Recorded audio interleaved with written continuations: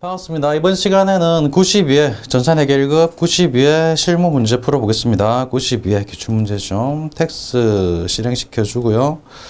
수험번호는 21, 7개. 본인 이름 쓰시고요. 설치 하면 또 이렇게 설치가 되죠. 92회 맞습니다.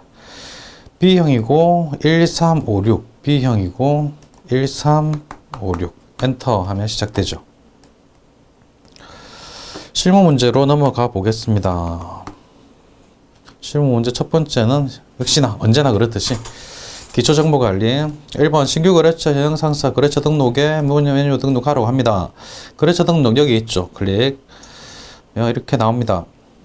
코드 3425 코드 3425 코드 3425 되고요. 현령 상사 유형은 동시입니다. 동시 3번 클릭. 사업자 등록번호는 123229 74624 74624 오케이. 대표자 성명 부현영. 업태는 제조고요. 종목은 컴퓨터 및 컴퓨터 부품. 역시 띄어쓰기 신경 마시고 있는 그대로 그냥 띄어쓰기까지 있는 그대로 쓰시기 바랍니다. 품 이게 접어버렸네요. 다시. 컴퓨터 및 컴퓨터 부품 컴퓨터 및 컴퓨터 부품 오케이. 주소 적습니다. 광주 광역시 동구 재봉로 10 가로 열고 학동까지 잘 입력하면 되죠. 넘어갑니다. 2번입니다. 계정강목 및 적요 등록으로 가보겠습니다. 계정강목 적요 등록 클릭해가지고 보죠. 현금 조교를 이렇게 입력하라는 거죠. 계정강목 443번 광고 선전비 833 입력하면 되죠. 833 광고 선전비고요. 현금 조교 여기 있죠. 9번에 9 엔터. 소셜 마케팅 비용 지급 역시 그대로 있는 그대로를 입력합니다. 넘어갑니다. 3번입니다. 전기분 원가 명세서를 검토한 결과 다음과 같은 오류가 발견되었다. 전기분 재무제표에 관련된 부분을 수정하시오. 원가 명세서를 수정하면 제조원가가 변경되고 제조원가는 손익계산서에 제조원가 또 변경되고요. 손익계산서가 변경되면 당기순이익이 달라지죠. 당기순이익이 달라지니까 이익영업 처분계산서 달라지고 거기서 미처분 이익영업이 재무상태표에 2월 이익영업으로 반영돼야 되니까 다 달라집니다. 일단 원가명세서 보겠습니다. 복리후생비 511번 제조원가이기 때문에 원가명세서에서 복리후생비를 찾습니다. 복리후생비가 여기 있죠. 복리후생비 320만원 틀린 금액이고 230만원으로 바꿔야 된다는 거죠. 230만원 이렇게 바꾸면 단기제품 제조원가 금액이 달라지죠. 단기제품 제조원가 여기 있습니다. 5억 5천만원으로 확정이 됐고요. 그렇다면 이 5억 5천만원은 손익계산서, 전기부 손익계산서에서 단기제품 제조원가를 바꿉니다. 단기제품 제조원가는 여기 있죠. 단기 매출원가에 들어가 있는 거죠. 제품 매출원가 클릭해보면 이렇게 나옵니다. 기초제품 재고액 5천만원, 단기제품 제조원가가 5억 5,090만원으로 되어 있는데 이게 아니고 5억 5천만이라는 거죠. 바꿔줍니다. 5억 5천만원. 이렇게 바꿔주면 매출원가가 달라졌고요. 확인 누르면 단기순이익이 달라질 겁니다. 확인. 단기순이익 8,800만원으로 달라졌습니다. 단기순이익 확인했고요. 그 다음에는 잉여금 처분계산서 여기 있습니다. 전기분 잉여금 처분계산서 에서 단기순이익이 8,800만원이다. 단기순이익이 8,800만원으로 바꿔줘야 되겠죠.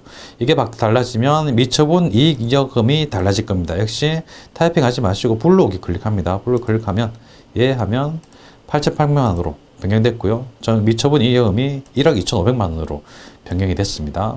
그 다음에는 마지막으로 재무상태표, 전기분 재무상태표에서 2월 이익여금 1억 2,410만원 돼 있는데 이거를 1억 2,500만원으로 바꿔주는 거죠. 1억 2,500만원 이렇게 바꿔주면 다 됐고요. 확인 마지막에 대차차액 없는 거 확인을 하고 넘어가면 되겠죠. 항상 출제되는 유형이기 때문에 연습 좀 해보셔서 4점 득점하시면 좋겠어요. 저는 넘어갑니다. 일반전표 입력 문제입니다.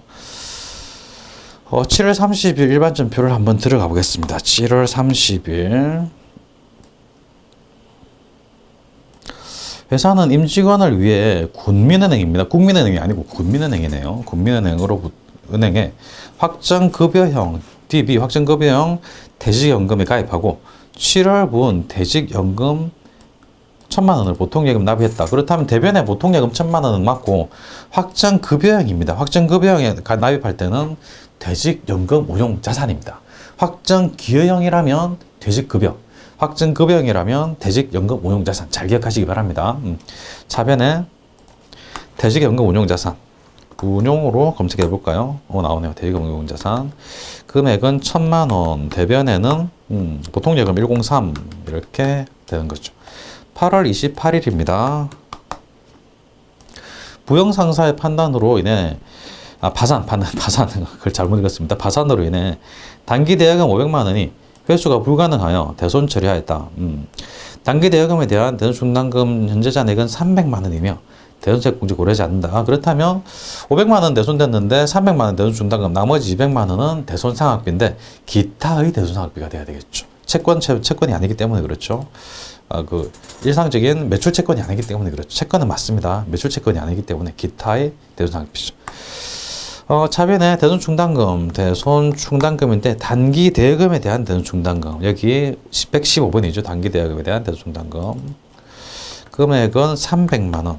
그리고 또 차변에 기타의 대손상각비, 기타의 대손상각비 954번 여기 있네요.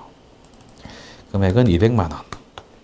대변에 단기 대여금 거래처 써줘야 되겠죠. 부영상사 500만 원 넘어갑니다. 10월 1일입니다. 10월 1일 주안성자동차로부터 연모형 중고차를 매입하면서 의무적으로 취득해야 하는 공채를 구입하고 대금 20만 원을 현금 지급했습니다. 현재 가치는 18만 원이며 단기 매매증권으로 분류했다. 그렇다면 단기 매매증권을 매입한 거랑 마찬가지예요. 즉시 보통은 차 살 때 증권은 즉시 파는데 즉시 팔았단 말이 없죠. 그러니까 18만 원짜리 단기 매매증권을 매입했다고 보면 됩니다. 그러니까 차변에 단기 매매증권 18만 원, 현금은 20만 원 지급했죠. 나머지 2만 원은 매입 시 의무적으로 지출해야 되는 거기 때문에 해당 매입하는 자산의 원가로 들어갑니다. 여기서는 차량 운반고로 들어가야 되겠죠. 그래서 차변에 단기 매매증권 18만 원 현재 가치 그대로 18만 원이고 대변에는 현금 지급했으니까 101 현금 20만 원. 나머지 차액은 차변에 이거는 차량 운반고 취득 원가로 가는 거죠. 차량 운반고 이렇게 입력해 주면 됩니다. 10월 7일입니다. 선적지 인도 조건으로 ABC 상사의 수출 선적일자 9월 23일 도착일자 9월 28일이고 선적지 인도 조건이니까 선적한 날짜에 매출이 이루어진 거죠. 제품 외상 매출금이 보통예금 계좌에 원화로 환전되어 입금된다. 원화로 환전되어 입금된 거는 10월 7일 오늘입니다. 관련 환율은 다음과 같다. 그렇다면 입금된 금액이 얼마인지 계산해 봐야 되겠습니다. 외상 매출금은 3,000달러고 오늘 10월 7일의 환율은 1,400원입니다. 3,000달러 곱하기 1,400원 하면 입금된 금액이 나올 거예요. 3,000달러 곱하기 1,400원 하면 420만 원. 420만 원이 이게 보통 예금에 입금이 된 거예요. 그런데 매출은 9월 23일자 환율로 매출이 된 겁니다. 매출 금액이 얼마인가요? 3,000달러 곱하기 1,200원 하면 360만 원의 매출이에요. 외상 매출금이 360만 원이라는 겁니다. 360만 원의 외상 매출금 받을 금액이었는데 실제로 받은 거는 420만 원이다. 차이 얼마인가요? 60만 원.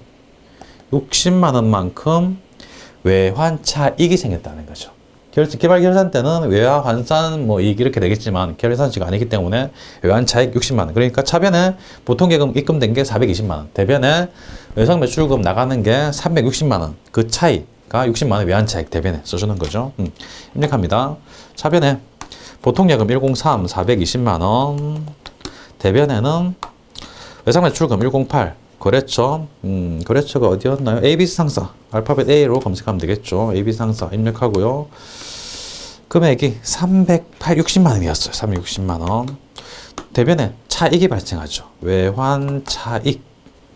화살표에서 60만 원 이렇게 입력해주면 되는 거죠. 10월 21일로 갑니다. 보통 예금 계좌에서 50만 원의 이자 수익이 발생하였으며 이자 수익 원천 징수세액을 제외한 나머지 금액이 당사 우리 회사죠. 우리 회사에 보통 예금에 입금되었다. 그럼 차변에 보통 예금 입금될 텐데 원천 징수세율이 15.4%입니다. 15.4%. 그럼 원천 징수세액 50만 원에 15.4% 곱해주면 됩니다. 50만 원 곱하기 0.154 하면 되죠. 50만 원 곱하기 0.154 하면 77,000원. 77,000원이 자산으로 처리하니까 이거는 선납세금이 됩니다. 선납세금. 그래서 차변에 선납세금 그리고 받은 거 보통예금 대변에는 이자 수익이 되죠. 50만 원 빼기 77,000원 하면 이 금액이 보통예금으로 들어오니까 50만 원 빼기 77,000원 하면 423,000원. 그래서 423,000원이 보통예금으로 들어오고 77,000원 선납세금 대변에 이자 수익 50만 원 이렇게 되는 거죠. 입력합니다. 차변에 보통예금 103 금액은 423,000원. 423,000원. 또 차변에 선납세금 금액은 77,000원. 대변에 이자 수익 금액은 50만 원 이렇게 되는 겁니다. 10월 20일까지 했고요.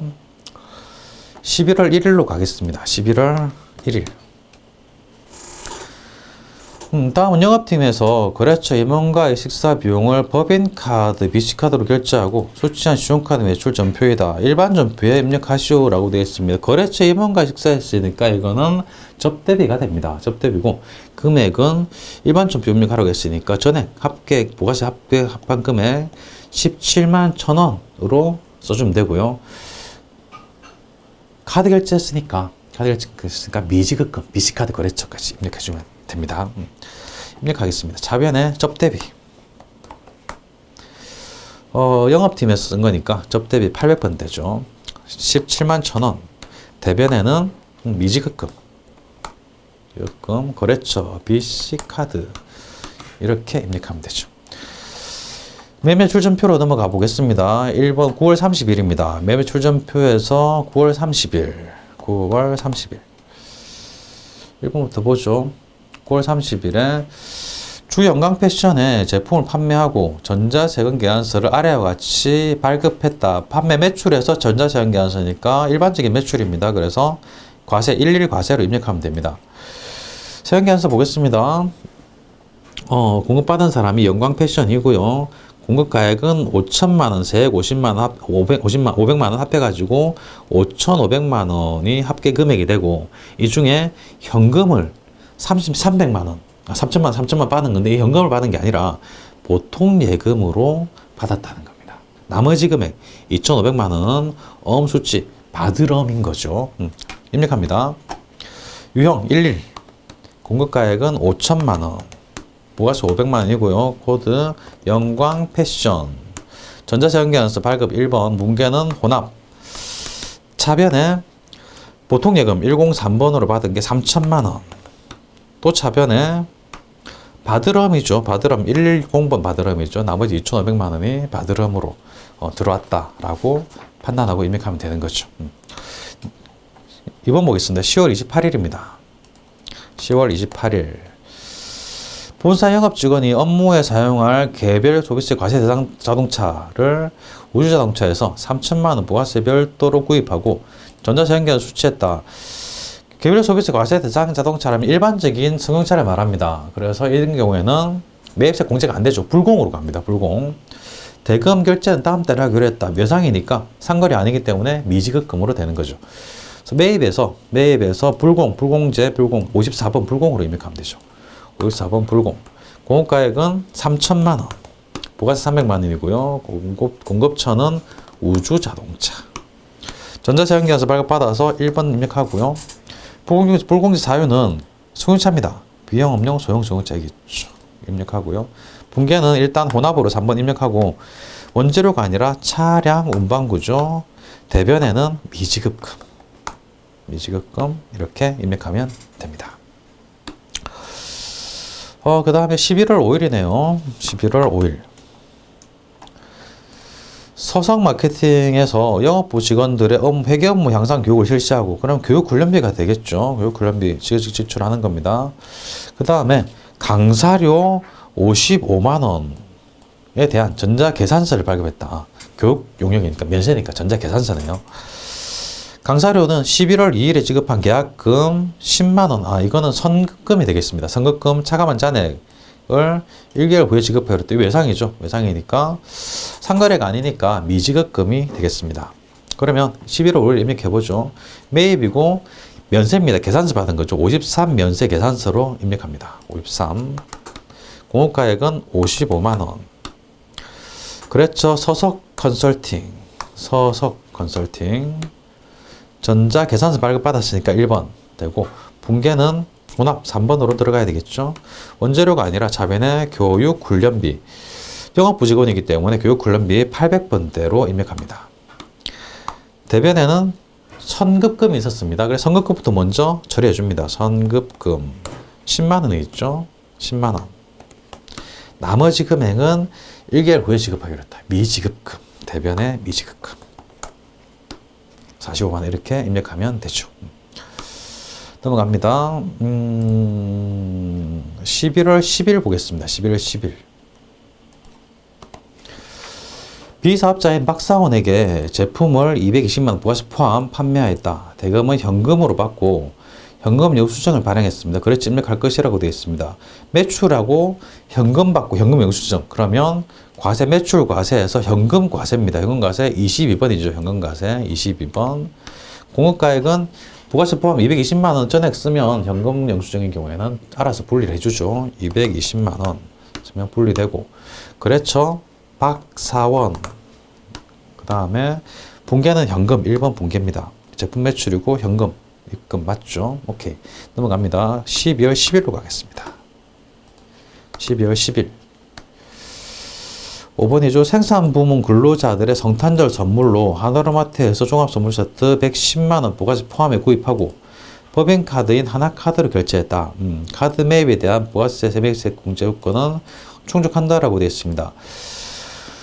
카드로 매입했기 때문에 일단 매입에서 카드 과세입니다. 57번 카드 과세로 입력하면 되겠습니다. 57번 카드 과세. 공급가액은 카드니까 합계금액을 쓰면 공급가액과 부가세를 알아서 분리해주죠. 알아서 분리해줬습니다. 코드는 하나로 마트.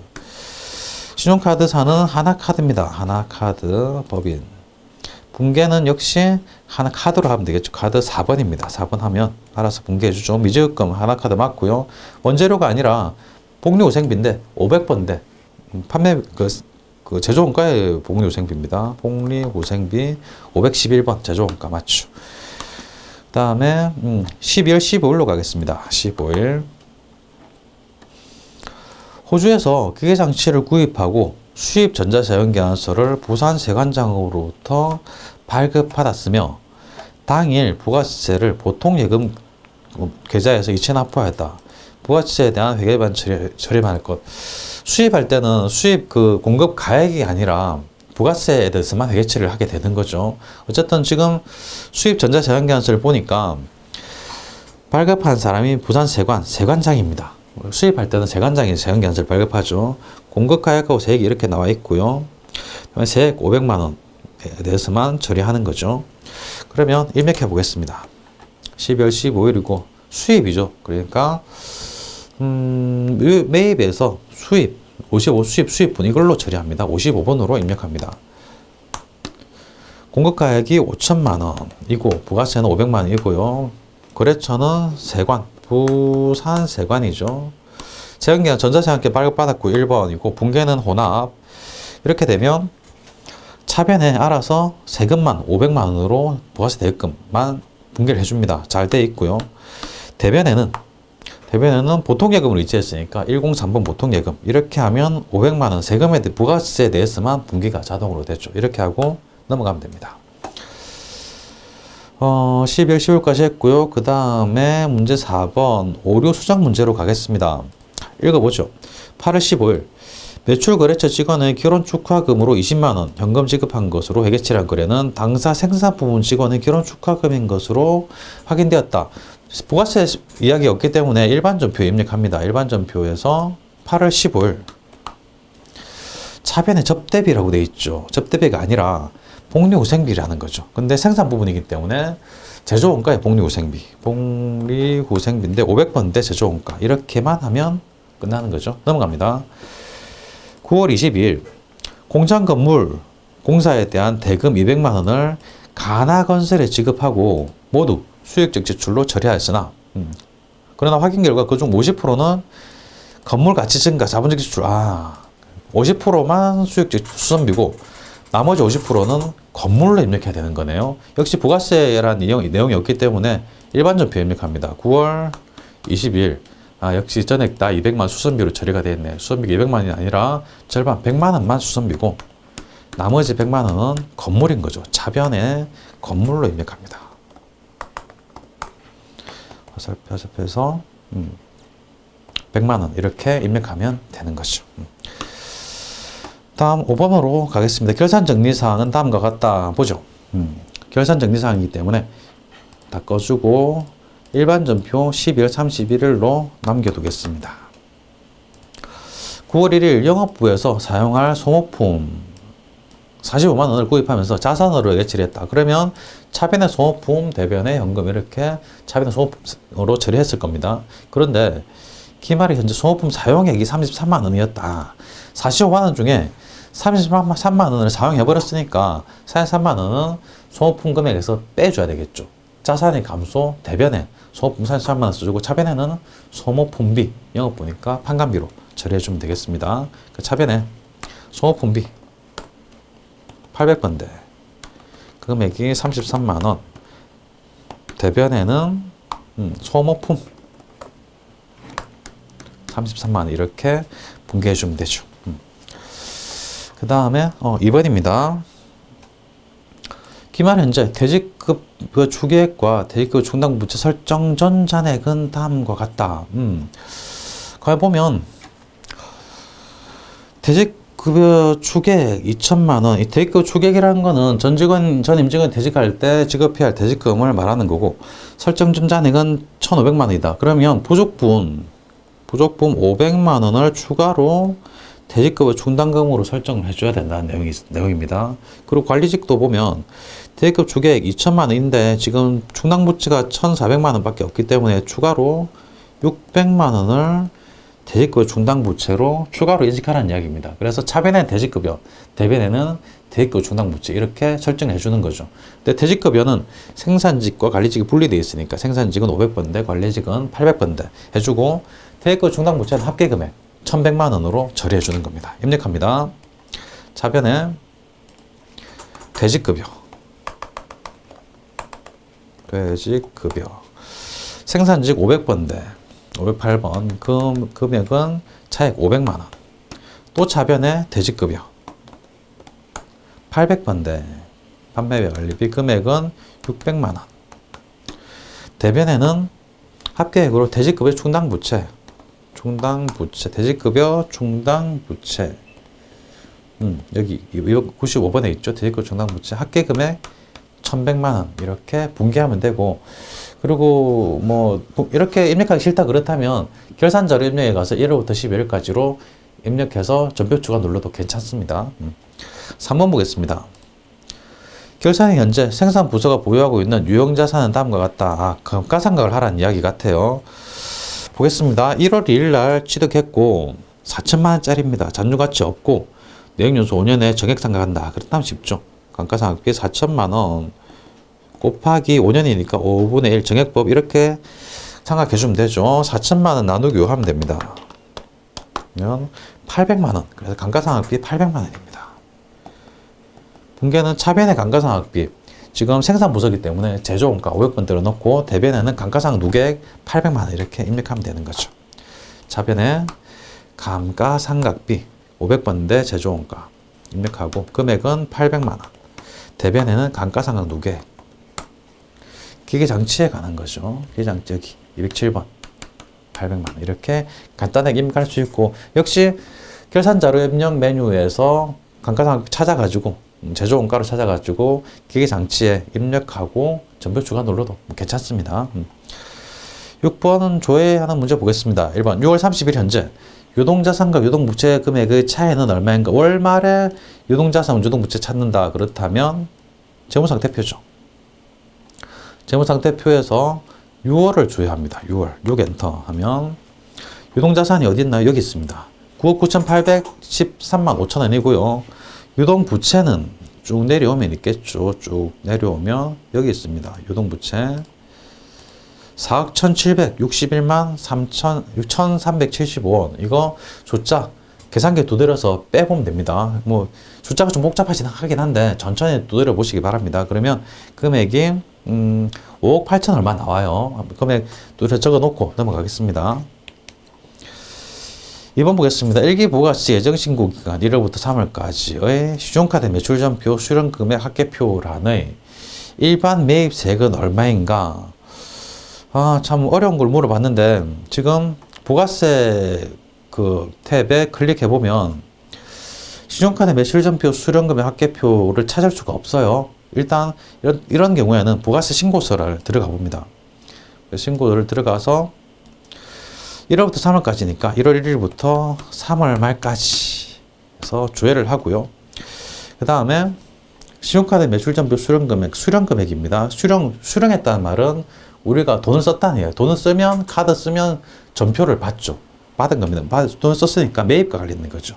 매입, 급할거 공제 매입, 매입세액에서 신용카드 매출전표 수령금액 합계표. 여기 있죠. 신용카드 매출전표 수령금액 합계표. 이 금액을 중에 일반 매입이 15만 원이 이렇게 있습니다. 이거를 찾으라는 거예요. 자주 출제되는 문제는 아닙니다만은 1년에 한두 번 정도 출제됩니다. 그러니까 이렇게 기출문제를 풀어보면서 한두 번 들어와 보면 시험 칠 때 또 기억이 나요. 그러니까 뭔가 잘 모르겠다. 부가세 관련된 문제인데 신용카드고 좀 모르겠다 그러면 일단 부가세 신고해서 들어와가지고 매입인지 매출인지 잘 파악해서 찾으면 이렇게 찾아집니다. 15만 원 적어놓고 넘어갑니다. 15만 원이 아니고 매입 세액을 물어봤기 때문에 세액은 여기 있죠. 세액 15,000원입니다. 15만 원은 금액이고 세액은 15,000원입니다. 15,000원 적어두고 넘어갑니다. 그 다음에 3번 보겠습니다. 일기 부가세 예정신고기간 1월부터 3월까지 세금계산서 수취분 고정자산 매입액은 얼마인가? 또 부가세 신고서를 들어가 봐야 되겠네요. 부가세 신고서 들어가서 예정신고기간 1월 1일부터 3월 31일까지 해가지고 고정자산 매입세액에서 고정자산 매입은 여기 있습니다. 4,200만 원. 세액을 물어봤기 때문에 420만 원이 되는 거죠. 세금계산서 수취분은 여기 있어요. 고정자산 매입 여기에도 있지 않냐?